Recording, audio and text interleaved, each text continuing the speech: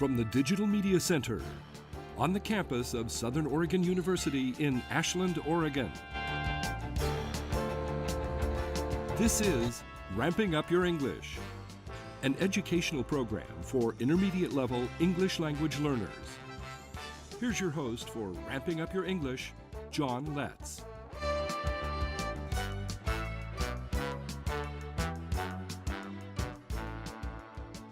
Welcome to Ramping Up Your English, winner of the Southern Oregon Television Award for Program of the Year and the award for the Best Educational Program. I'm the host and producer, John Letts. Ramping Up Your English is an educational support program for intermediate English learners. It's a program for people from all language backgrounds. Ramping Up Your English is also for people of all ages. If you've already passed the beginning stages of learning English and want to reach higher levels of proficiency, this program is designed to meet your needs.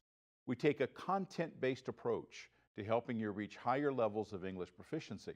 Our current thematic unit is animals. This is episode 66. Now, what is it that draws people to the beach? Well, there can be as many answers as there are people. Yet I've seen a mixture of wonder and playfulness in many that I've observed. For me, it's the way that all the senses are engaged. The awesome blue or gray of the water, the roaring sound that fills my ears, the salty taste of the spray as the waves crash. There's the feel of the cold water and the cool sand on my feet, and the exotic smell of ocean air. There's another thing too, the sense of mystery around what lives under the surface of that seemingly endless body of water. Now, I grew up in Louisiana, a short distance from the Gulf of Mexico. I remember the first time my dad took us out in his boat far enough from land that I couldn't see the shore in any direction. It was hard to get my mind around that there was only water with no land in sight. It's an impression I'll never forget. The greatest fun out there in those gray Gulf waters was to pull in a fish from below the surface. Through fishing and shrimp trawling, we discovered all kinds of living things coming up from those invisible depths. As an adult, I'm learning all kinds of things about ocean life, but as a child, I was just amazed at the great variety of things that live down there. In previous episodes, we've seen some Pacific Ocean life like the seals we see here and the flock of seagulls. We looked at adaptations the seals have for living and thriving in their cold water environment. We focused on the anatomy to learn their physical adaptations.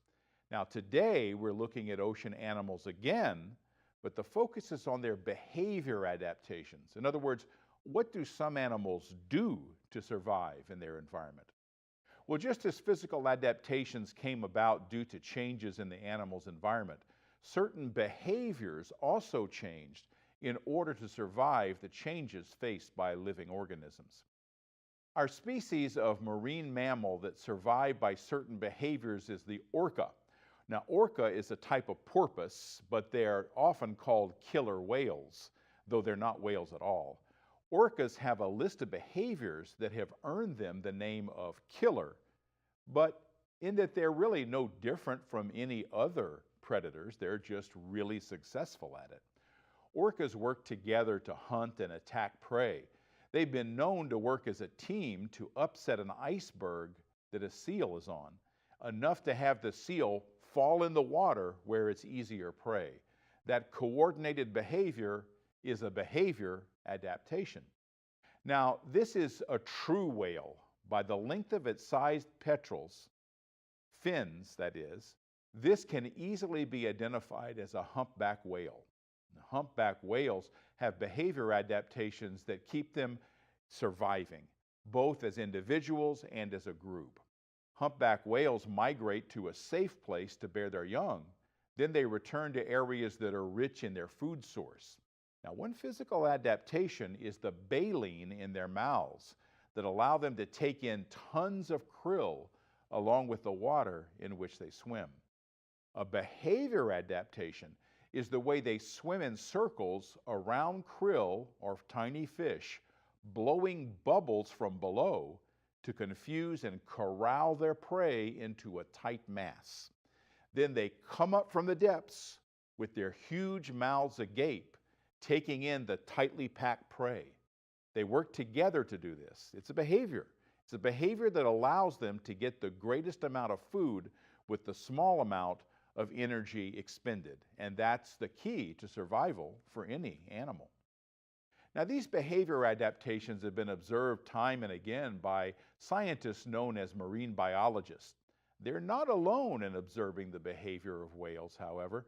One human activity that has supplanted or taken the place of hunting and killing whales is watching them. As you'll see, it's a lot less harmful practice in an age when products from whales have been replaced by other sources. Let's learn about these giant animals of the ocean and the experience of whale watching.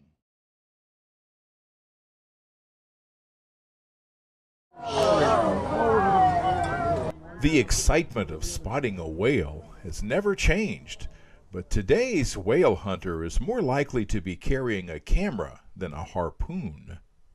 Notwithstanding all the excitement, these are not really whales.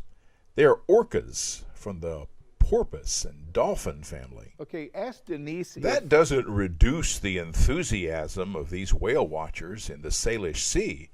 After all, orcas are also called killer whales. Orcas are easy to distinguish from other marine mammals by their extremely tall dorsal fins. Dolphins, like these outside San Diego, are always exciting to see. But the excitement ramps up for whales. Jackpot folks, we're right next to us, left side, 9 o'clock. These are fin whales, and we're watching them from a whale-watching boat. We're in the Pacific Ocean out of San Diego Bay. The finback whales frequent this area. In terms of whale watching, the trick is to look for the white plume of exhaled breath. Like all whales, finbacks hold their breath when diving, exhaling and then inhaling when they surface. It's common to do whale watching from a boat, but we had one of our best days of watching whales from a train. I shot this video from an Amtrak train called the Coast Starlight. We were on a siding allowing a freight train to pass, so our view of the whales included railings of the tank cars as they went by. Here in the Pacific Ocean, a pod of whales were putting on quite a show.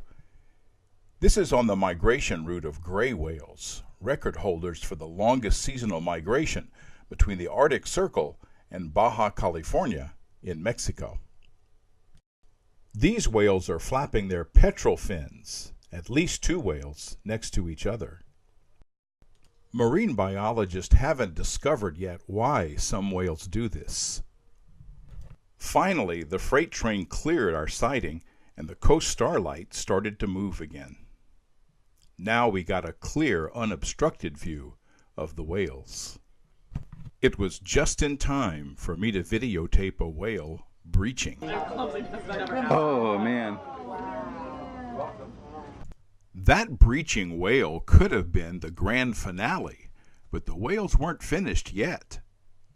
The tail of a whale is called its fluke, and there was plenty of fluke flapping here.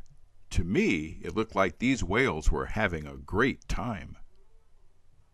The other passengers seemed to feel the same way.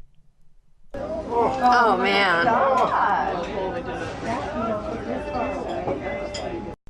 Now that the train was slowly moving back onto the main tracks, bridge supports and power lines would invite themselves into the view, but that didn't take away the joy of watching these frolicking whales.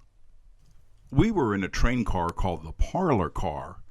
It's a popular place for passengers to gather and enjoy an unforgettable ocean view. There's lots to enjoy here, but even the Amtrak crew had never seen anything like this. The thing is, you can't really expect this kind of whale watching from a train, not even the Coast Starlight. Your chances for spotting whales are much better on a boat, especially a small cruise boat, on Alaska's Inside Passage. Often, the first thing you see of whales is their fluke, which often goes up before the whale dives. Other times it's the dorsal fin you see first, as the whale sinks quietly below the surface. Speaking of dorsal fins, can you tell by the dorsal fin what marine mammal this is? It's an orca, also known as a killer whale. Sometimes whales are out in the distance, and spotting them for binoculars or a camera usually means looking for their spout. If you can see that, you're usually rewarded by seeing more of the whale. In contrast to killer whales, humpback whales have very short dorsal fins. In Alaska, the nutrient-rich waters attract humpback whales from their rearing environment near Hawaii. They spend winter there and return to Alaska in the summer.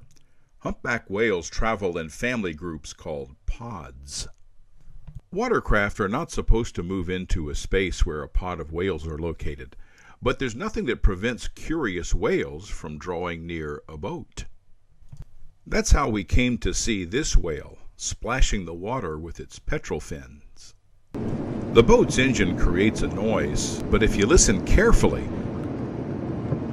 you can hear the splash of the fin. You can even hear the whale exhale. This close encounter had all the passengers scanning the water, looking for more humpback whales.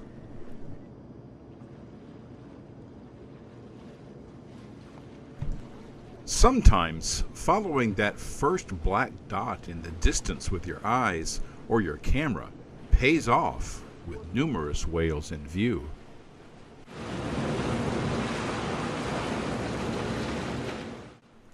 Rarely, just leaving the camera pointed in one place allows you to see lots of the action. Humpback whales were once hunted almost to extinction. Restrictive laws and agreements between countries stopped that from happening. Since then, humpback whale populations have rebounded. So now we could marvel at this whale action in Alaska.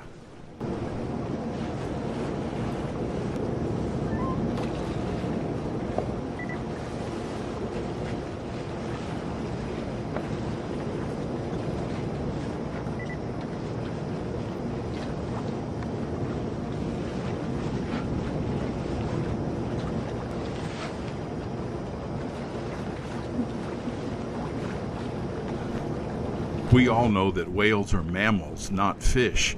It's that fact that allows us the joy and excitement of seeing them.